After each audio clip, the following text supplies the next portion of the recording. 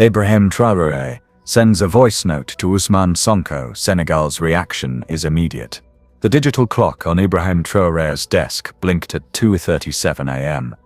Its pale green light the only illumination in the presidential office. Apart from the glow of his phone, outside, Ouagadougou slept under a blanket of stars, unaware that history was being written in the darkness. Ibrahim ran his thumb across the screen, hesitating. The weight of the message he was about to send pressed down on his shoulders like the gold-braided epaulets of his military uniform, which now hung in the corner of the room. Tonight he wore only a simple black t-shirt, the cotton worn thin from too many washings. A reminder of his origins before he became Burkina Faso's president. "If I send this," he whispered to himself, voice barely disturbing the silence, "there's no turning back." The intelligence report lay open on his desk, its pages marked with his handwritten notes. The evidence was undeniable. The French shadow government continues to pull strings across West Africa. The offshore accounts, the weapons shipments disguised as agricultural aid, and most damning of all, the transcripts proving foreign interference in Senegal's judicial system. The very system that had placed Ousmane Sonko under house arrest. Ibrahim's finger hovered over the record button. The voice note would be encrypted, sent through channels only Sonko's most trusted allies could access. But once heard, it would ignite a fire that neither Paris nor Dakar could extinguish. He pressed record and spoke, his voice low but clear, carrying the certainty of a man who had already calculated every risk and accepted every consequence. "Brother Ousmane, what I'm about to tell you will change everything. Our nations, our future. The truth can no longer wait. Before we continue, tell us, where are you watching from? Drop your location in the comments and don't forget to like and subscribe. Trust me, you're going to want to see how this ends." 15 years earlier, Ibrahim Traoré had been nothing more than a mathematics student with an uncanny ability to see patterns where others saw only chaos. The son of a fruit vendor who scrimped and saved for his education, Ibrahim grew up counting mangoes and calculating profits, long before he calculated missile trajectories or coup timings. His father had died believing his son would become a teacher, never imagining he would instead become the leader who would challenge a century of colonial exploitation. The military had recognized his analytical mind, his uncompromising integrity, a dangerous combination. His first commander had noted in an assessment.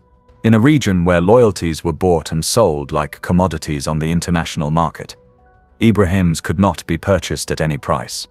Now, as his voice traveled through encrypted channels to Dakar, Ibrahim remembered the moment he first recognized the pattern of foreign interference, not in textbooks or military briefings, but in the empty shelves of village markets, while French corporations shipped away their resources, in the faces of children studying by candlelight, while uranium from their soil powered Paris. The voice note landed on a burner phone, kept beneath a loose floorboard in the guest bathroom of Ousmane Sonko's heavily monitored residence in Dakar. Ami, his housekeeper, who was far more than just that, retrieved it during her evening cleaning. The 3 guards stationed outside his door paid her no mind. They saw only an aging woman with calloused hands and a slight limp, not the former intelligence officer who had served Senegal for 20 years before her retirement. "A message from a friend," she whispered, pressing the phone into Sonko's palm as she set down his evening tea. Her eyes, still sharp despite her 62 years, warned him to wait until she completed her security sweep of the room. When the door closed behind her, Ousmane pressed play. Ibrahim's voice filled the room, barely louder than a whisper, but carrying the impact of thunder. Coordinates, account numbers, names of French officials and their Senegalese puppets, evidence of a massive operation to undermine Senegal's sovereignty, and Sonko himself. "They didn't put you under house arrest because they fear you," Ibrahim's voice continued. "They fear what you know, and what you might discover if you kept looking. I've found what you were searching for." Ousmane's hands trembled as the evidence unfolded. The voice note explained how French intelligence had fabricated the charges against him, manipulated witnesses, planted evidence, all because he had come too close to exposing their network of influence. When the recording ended, Ousmane sat motionless in the dark. Through his window he could see the presidential palace in the distance, its white walls gleaming under floodlights. How many decisions made within those walls had actually been dictated from Paris? He reached for his notepad. The guards allowed him this small dignity and began writing names. Loyalists in the military, judges who couldn't be bought, journalists who still believed in truth. When Ami returned an hour later, he handed her the list. "Share this with only the names written here," he said, his voice steady despite the storm raging inside him. "And tell them to prepare. It's time to show them what African dignity looks like." Ami nodded, memorized the list, then burned it in the small ashtray she carried for this purpose. As she shuffled toward the door, her limp mysteriously less pronounced, Organin spoke once more. "And Amai, tell them to be ready in 3 days. Not for violence, but for truth. The kind of truth that changes nations." Lieutenant Colonel Mamadou Diallo received the message at dawn, while reviewing security protocols for the upcoming ISEWAS summit. His aide delivered it not through official channels but as a handwritten note slipped beneath his morning report. 20 minutes later, he excused himself from the briefing room and drove to an apartment in the quiet Liberté 6 district of Dakar. 7 other military officers awaited him there. All men and women who had risen through merit rather than connections, whose loyalties belonged to Senegal rather than foreign interests. None wore uniforms or insignias. Their ranks and titles remained at the door. "Is it authentic?" asked Commander Fatou Sek, her voice carrying the natural authority that had elevated her to become the first woman to command Senegal's naval special forces. Mamadou nodded, playing Ibrahim Traoré's voice note for the assembled group. The evidence was comprehensive: French intelligence manipulating court cases, bribing officials, orchestrating economic policies that enriched European corporations while impoverishing Senegalese citizens. Most damning was the evidence linking 3 cabinet ministers directly to French payrolls. "Traoré wouldn't send this unless he had verified every detail," Mamadou said. "And he wouldn't risk exposing himself unless the stakes warranted it." "What does Sonko want us to do?" asked Captain Ibrahim Traoré, the youngest in the room, but already respected for his strategic mind. "For now, nothing public. We secure the evidence, identify who can be trusted, and prepare contingencies, but we don't move until the voice note reaches the public." At the French embassy across town, cultural attaché Philippe Moreau, whose actual role involved significantly more intelligence gathering than cultural exchange, was receiving an unusual pattern of signal intercepts, encrypted communications among military officers outside official channels, movement of trusted Sonko allies. Something was happening. Philippe was not like his colleagues. Born to a Senegalese mother and French father, his dual heritage had given him perspectives his peers lacked. Over 15 years of service to France, he had increasingly questioned whose interests he was actually serving. He drafted his report carefully, emphasizing uncertainty rather than alarm. "Buy time," he thought. "Whatever's happening, Paris doesn't need to know everything yet." As the sun climbed higher over Dakar, a different kind of movement began in the city's universities and markets. Whispers of a revelation. Something big coming. Young activists who had supported Sonko began mobilizing, though they knew not for what exactly. Their phones buzzed with cryptic messages. "Be ready. Truth is coming." 3 days. Abdoulaye Sen, a junior officer in the Presidential Guard, stood at his post outside the presidential palace, his mind elsewhere.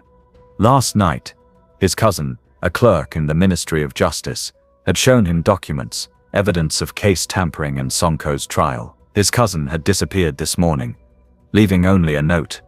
"I've gone to my mother's village. What I showed you was real. Choose Senegal." Inside the palace, President Macky Sall was meeting with his Security Council. Reports of unusual military movements had reached him, along with rumors of foreign intelligence activity beyond the normal parameters. "It's likely nothing," said Defense Minister Diop, whose Swiss bank accounts had recently received substantial deposits from a shell company in Luxembourg.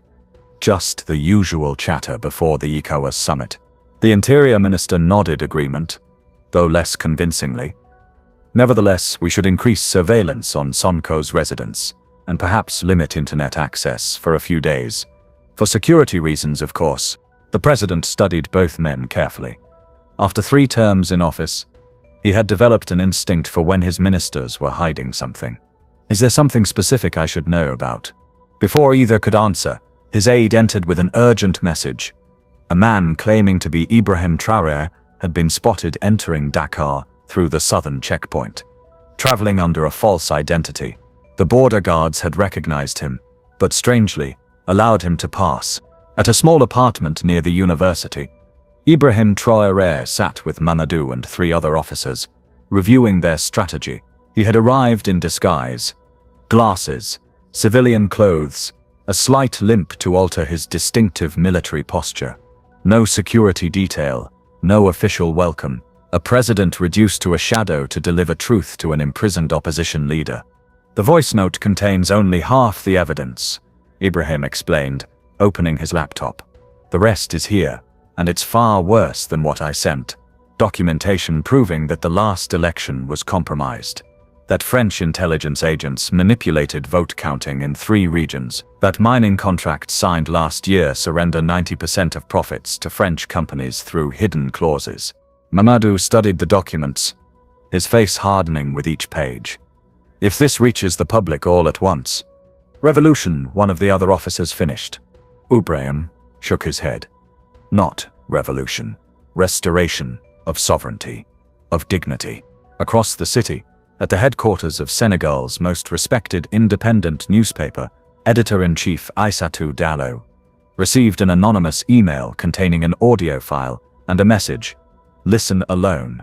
Publish in 3 days. The fate of Senegal depends on your courage. The same message reached 16 other journalists simultaneously. By evening, social media platforms were buzzing with speculation. Truth is coming trended despite government attempts to suppress it. Spontaneous gatherings formed in university squares and market corners. With no leaders, no speeches, just citizens drawn together by the magnetic pull of impending change.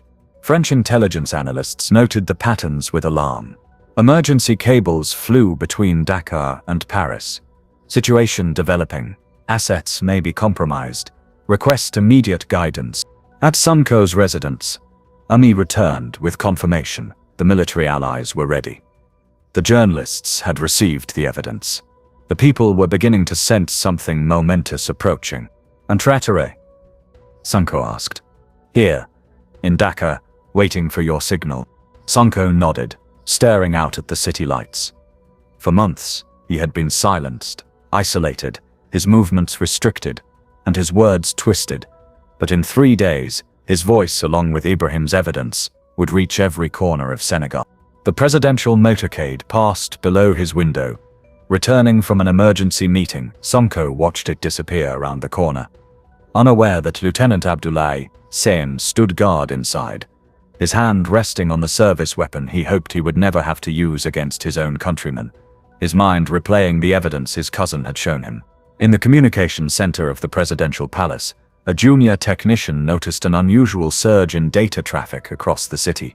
Encrypted communications bouncing between military installations, media outlets, and university networks. He reported it to his supervisor, who dismissed it as routine fluctuations.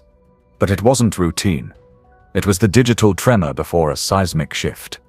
The voice note being copied, analyzed, verified by experts who confirmed its authenticity with solemn nods before passing it further. By midnight, President Dianya received reports of increased activity around military bases. His ministers assured him it was standard rotation. His intelligence chief suggested increased security around government buildings as a precaution. What none of them knew, what they couldn't know, was that Ibrahim Traoré's voice note had already reached a senior engineer at Senegal's largest telecommunications company, and that, by morning, the fail-safes preventing mass distribution would be quietly disabled. At 3:14 a.m., as Ibrahim stood on a hotel balcony overlooking a sleeping Dakar, his encrypted phone vibrated with a message from Ousmane Sonko. It's time, let the voice be heard. And that's when the voice note leaked to the public. Dawn broke over Dakar as millions of phones chimed simultaneously. The voice note had been broadcast through an emergency alert system normally reserved for natural disasters, though many would later argue that this was precisely what it addressed. A disaster not of nature, but of human design, decades in the making. Ibrahim Traoré's measured voice filled homes, taxis, street corners, and government offices. People of Senegal, I speak to you as a brother African, not as Burkina Faso's president. What I share now is evidence your government and mine have hidden from you. Proof of how our sovereignty has been an illusion maintained to mask ongoing colonization. The voice note played uninterrupted for 11 minutes and 17 seconds. It detailed how the CFA franc currency system drained wealth from African nations to French banks, how Senegalese resources were systematically undervalued in contracts drafted by French lawyers, how politicians who questioned these arrangements found themselves targets of manufactured scandals or judicial persecution, exactly as had happened to Ousmane Sonko. Most damning were the specific names, dates, and account numbers. 3 cabinet ministers receiving regular payments from shell companies, judges who had ruled against Sonko following direct communication with French operatives. Military officers were promoted not for merit but for compliance with foreign interests. The evidence was irrefutable, accompanied by documents that appeared simultaneously on every news website, verified by independent experts who confirmed their authenticity. By 8 o'clock, the streets of Dakar throbbed with humanity. Not riots or chaos, but something more powerful. Silent, determined crowds converging on the presidential palace, the French embassy, the Parliament building. They carried no weapons, only signs bearing a single phrase that would define the day. La vérité nous libère, the truth sets us free. Inside the palace, President Diamye watched the gathering crowds from his office window, his phone ringing incessantly. Paris demanded action. His compromised ministers urged military intervention, but the call that finally made him pause came from an unexpected source. General Moussa Faye, Chief of Defense Staff. Mr. President, I must inform you that the military will not disperse these crowds. We have reviewed the evidence in Traoré's message. It has been verified. We stand with the people of Senegal. You're staging a coup, the president asked, his voice hollow. No, sir. We are preventing one, the slow-motion coup that has been executed against our sovereignty for decades. I am coming to the palace with President Traoré and Mr. Sonko. I suggest you prepare to address the nation together. At Sonko's residence, the guards who had kept him under house arrest for months simply stepped aside when a convoy of military vehicles arrived. No orders had been given for their withdrawal. They made the choice themselves after hearing the voice note that morning, after seeing their own commander's name among those implicated. Mr. Sonko, said one young guard as he opened the gate, my family stands with you. All of Senegal stands with you now. Ousmane emerged into sunlight, dignified despite months of confinement, and entered the waiting vehicle without a word. Beside him sat Ibrahim Traoré, who extended his hand. Brother, Ibrahim said simply as they clasped hands. The hardest part begins now. The French embassy had become an island in a sea of protesters, though not a single act of violence had occurred. Ambassador Jean-Michel Renaud frantically called Paris, demanding evacuation, only to be told that French air assets were mysteriously delayed due to technical issues. The explanation offered when Senegalese air traffic controllers, having heard the voice note, refused landing clearance. In a small office at the back of the embassy, Philippe Moreau made a decision that would later be called both treason and heroism, depending on who was asked. He gathered every document he could access, files even more damning than what Traoré had released, and walked out the front door to face the crowd. I am French, he announced through a megaphone borrowed from a protest organizer. But my mother is Senegalese. I have served France while watching Senegal suffer. No more. He held up the files. Everything is here. The complete record of interference. I surrender it freely to the Senegalese people. A young woman stepped forward to accept the documents. Only later would the significance be understood. She was the daughter of a minister who had been assassinated 15 years earlier after proposing reforms to mining contracts.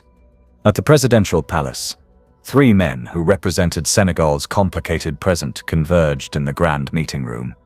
President Diagne, whose rule had been compromised by foreign influence, Ousmane Sonko, whose persecution had become a symbol of that influence, and Ibrahim Traoré, whose courage had forced a nation to confront uncomfortable truths.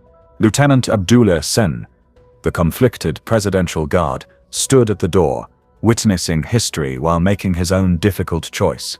When orders came through his earpiece to restrict Sonko's movements, he removed the device and placed it on a side table. His duty was to Senegal, not to compromised commanders.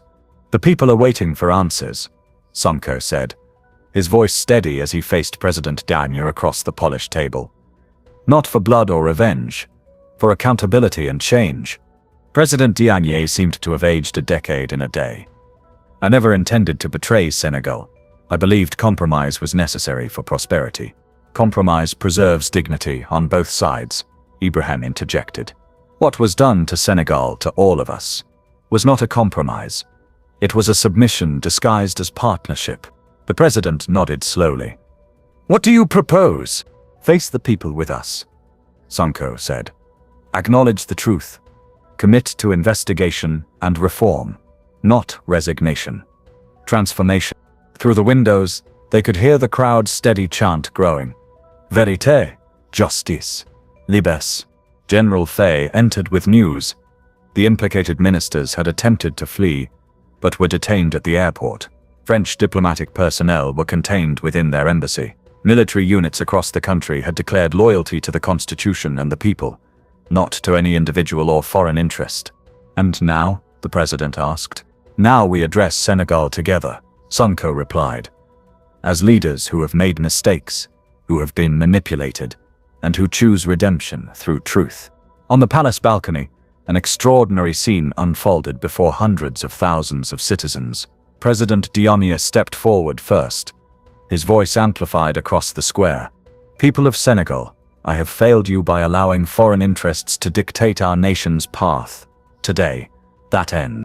Ousmane Sonko spoke next, his months of imprisonment having given his words a weight that silenced even the wind. "I stand before you not seeking power, but partnership in building a truly sovereign Senegal." When Ibrahim Traoré stepped forward, a murmur of recognition swept the crowd. The young leader who had challenged France in Burkina Faso now stood in solidarity with Senegal's awakening. "Africa's wealth belongs to Africans," he declared. "Africa's future belongs to Africans. What begins today in Senegal will continue across our continent. A reclamation, not through violence, but through truth and unity." The three men stood together, hands raised in unity, as General Faye announced the formation of a Truth and Sovereignty Commission to investigate the evidence, hold accountable those who had betrayed the nation, and reforge Senegal's relationships with all foreign powers on equal terms. In the crowd, Lieutenant Abdoulaye Sen, who had abandoned his post to stand among the people, found himself beside Philippe Moreau, the French intelligence officer who had chosen truth over loyalty to a corrupted mission. "Was it worth the risk?" Abdoulaye asked him. Philippe watched as the three leaders, former adversaries now united, pledged a new beginning for Senegal. "Look around you," he replied. "When truth finally speaks, even power must listen."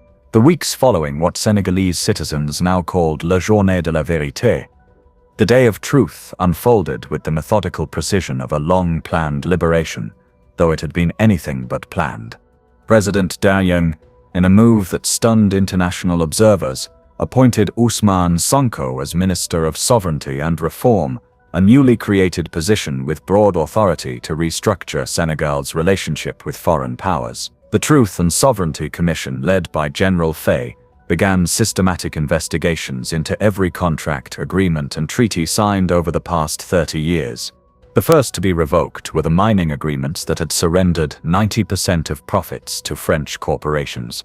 Renegotiation began immediately, with experts from Ghana, Rwanda, and Botswana, African nations that had successfully developed equitable resource policies, invited to advise. The French economic advisors who had embedded themselves throughout Senegal's government ministries received polite but firm letters of dismissal. Their positions were filled by Senegalese economists, many who had been educated abroad, but returned home carrying both global expertise and patriotic commitment. We don't reject partnership, Sonko explained in an address to the nation. We reject exploitation disguised as aid. We welcome investment that respects our sovereignty and benefits our people equally. The three ministers whose names had appeared in the voice note were not subjected to public humiliation or show trials, a decision that disappointed some but demonstrated the new government's commitment to justice rather than vengeance. Instead, they faced transparent judicial proceedings with full evidence presented to the public.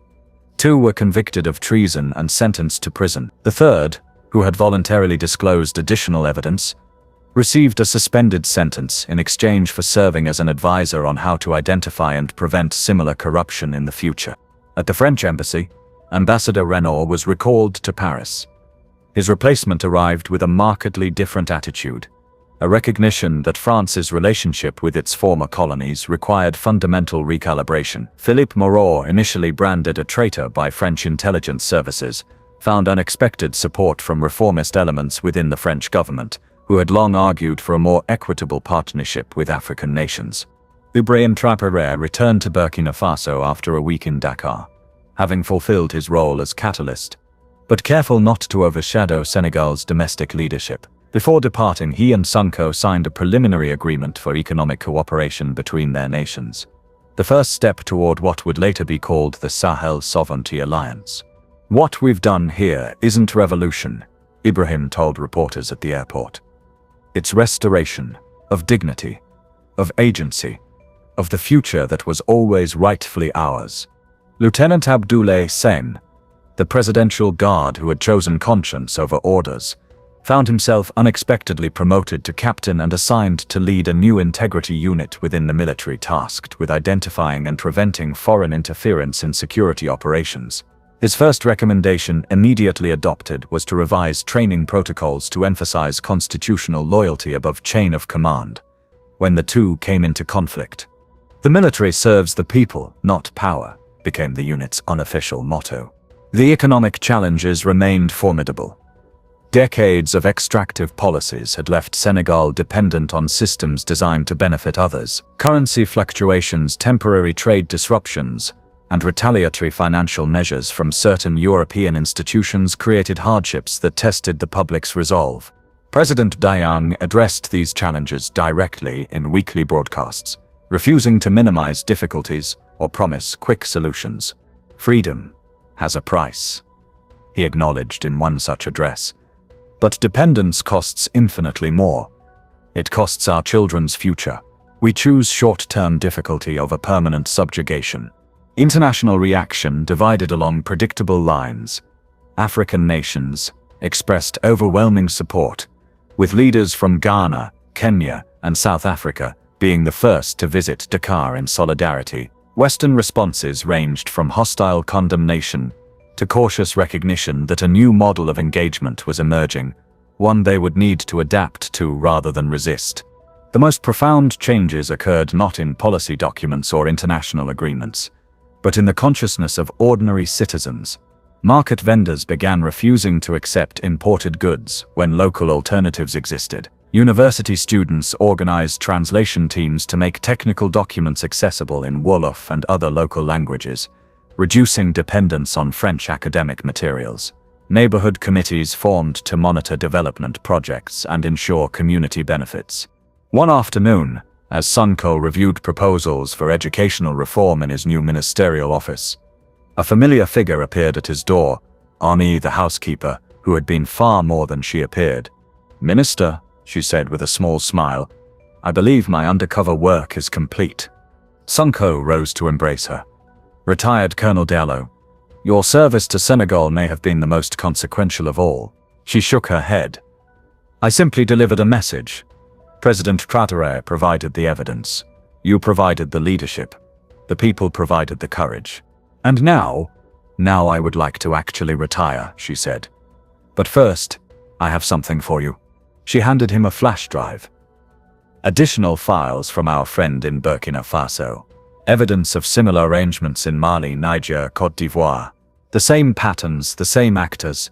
Sonko held the small device, feeling its weight far beyond its physical dimensions.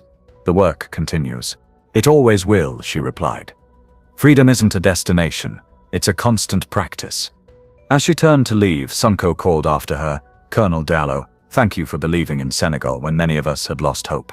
Her eyes, still sharp despite her years, met his with fierce pride. "I never lost hope, Minister.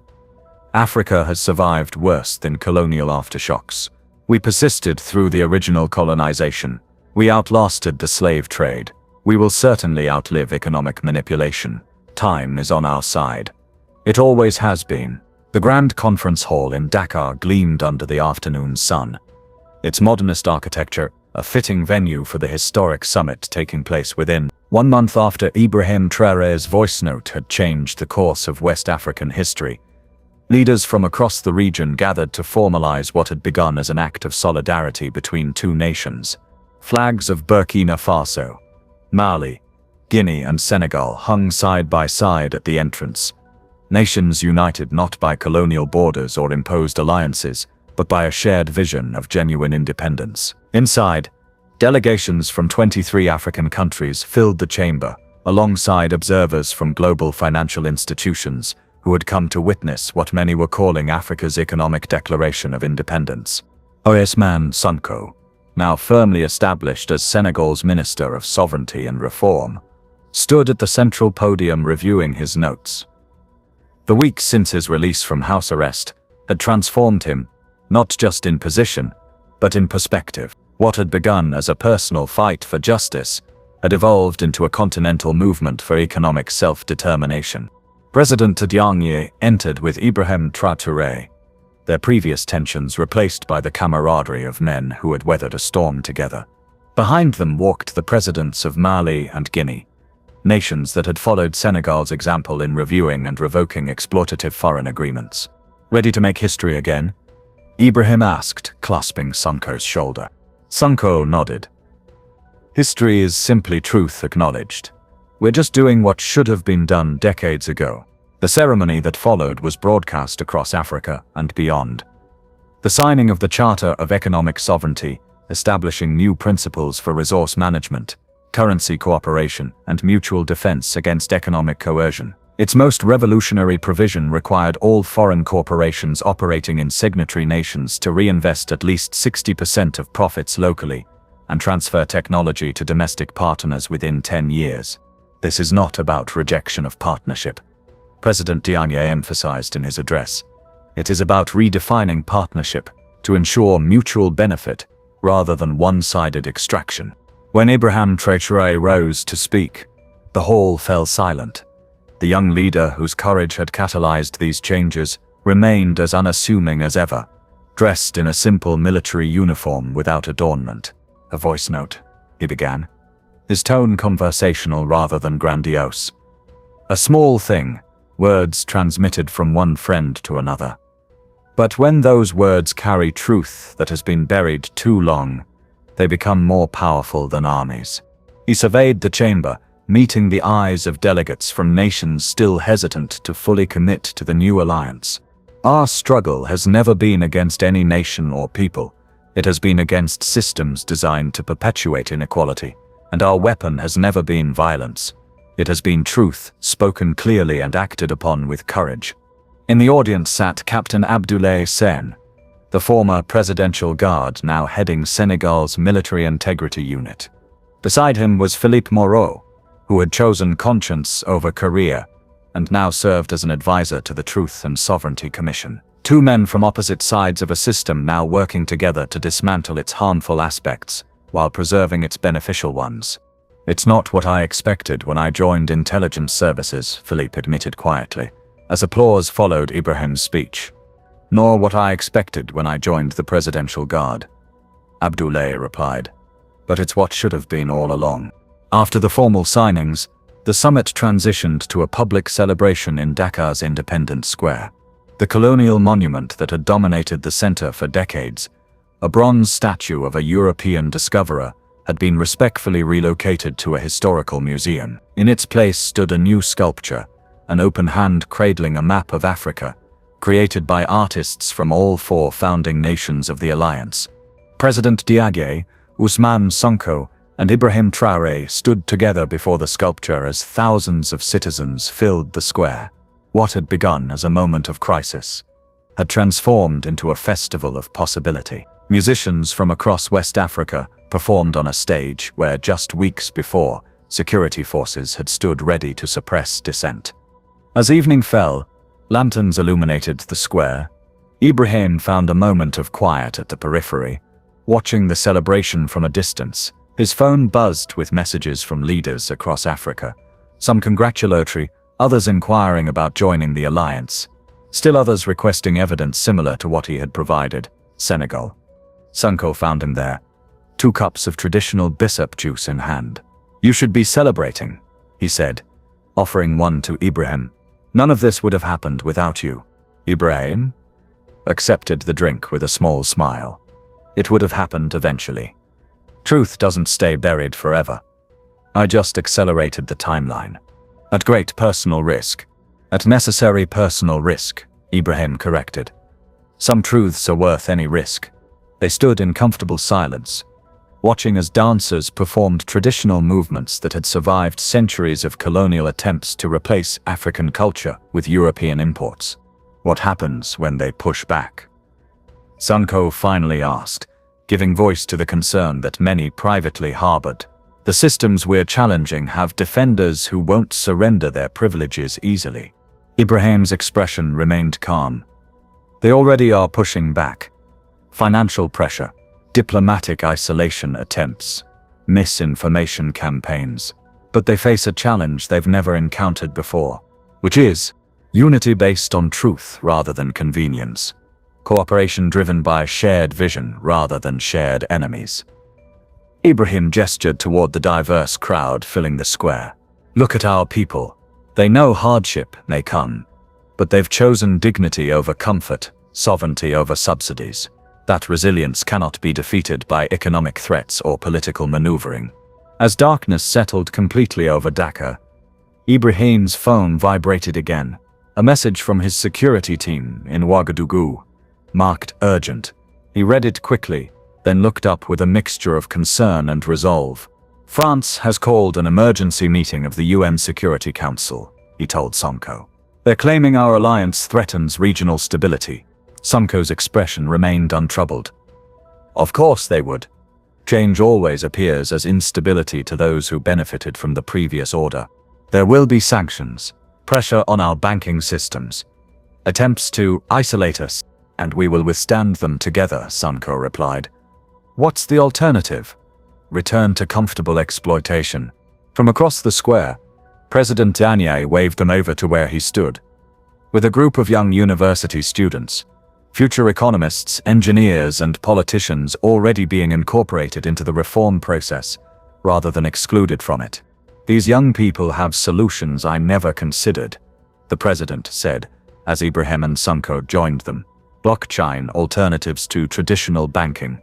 Agricultural cooperatives that could make us food self-sufficient within 3 years. Manufacturing methods that use our raw materials here instead of shipping them abroad.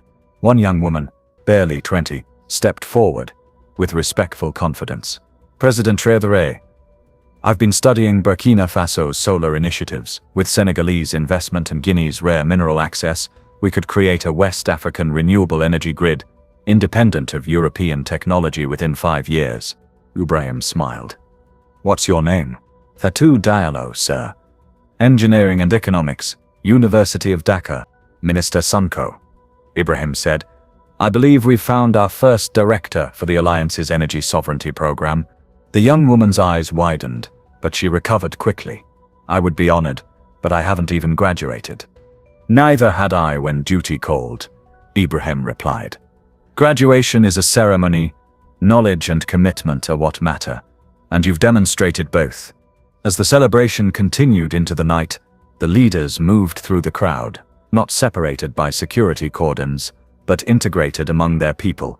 The festival had transformed into something more profound, a commitment ceremony between governments and citizens, a mutual pledge to face coming challenges together. Near midnight, Ibrahim found himself at the base of the new sculpture, looking up at the bronze hand cradling Africa. An elderly man stood nearby, tears streaming unashamedly down his weathered face. "Are you well, father?" Ibrahim asked gently. The old man turned, recognizing him immediately. "President Traoré, I am better than well. I am fulfilled." He gestured to the celebration around them. "I fought for independence when I was young. We gained flags and anthems, but not true freedom. Tonight, at 83 years old, I finally see genuine independence beginning." Ibrahim took the man's hand between his own. "What is your name?" "Omar Diop. I taught history until retirement." "Professor Diop, your generation lit the path. We're simply continuing the journey." The old man squeezed Ibrahim's hand. "No, young man. We compromised too much. Accepted too little. Your generation has the courage we lacked." He looked up at the stars. "I can join my ancestors now, knowing Africa's rebirth has truly begun."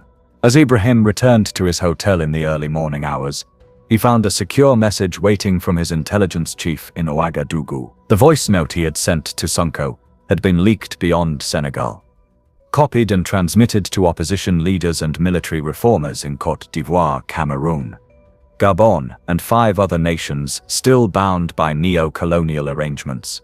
Ibrahim sat quietly in the darkness of his room, contemplating the escalation this represented. The change he had helped catalyze in Senegal was spreading beyond anyone's ability to control, exactly as truth was meant to do. He opened his secure messaging system and began typing notes to his counterparts across Africa. Not instructions or demands, but invitations to join a movement already underway. His final message that night went to Ousmane Sonko. "Truth, once spoken, cannot be unheard. What began with a voice note will end only when every African nation stands fully sovereign. Get some rest, brother. Tomorrow we continue building." In the presidential palace, Sonko received the message as dawn broke over Dhaka. From his window, he could see early risers already beginning to clean Independence Square, citizens taking ownership of public space in ways that would have been unimaginable a month earlier. He thought of Ibrahim's voice note that had started everything, how a single act of courage had cascaded into transformation, not through force or manipulation, but through simple, uncompromising truth. A line from his grandfather, a griot who had preserved oral histories through colonization, came to mind. A single honest word can rebuild a fallen nation.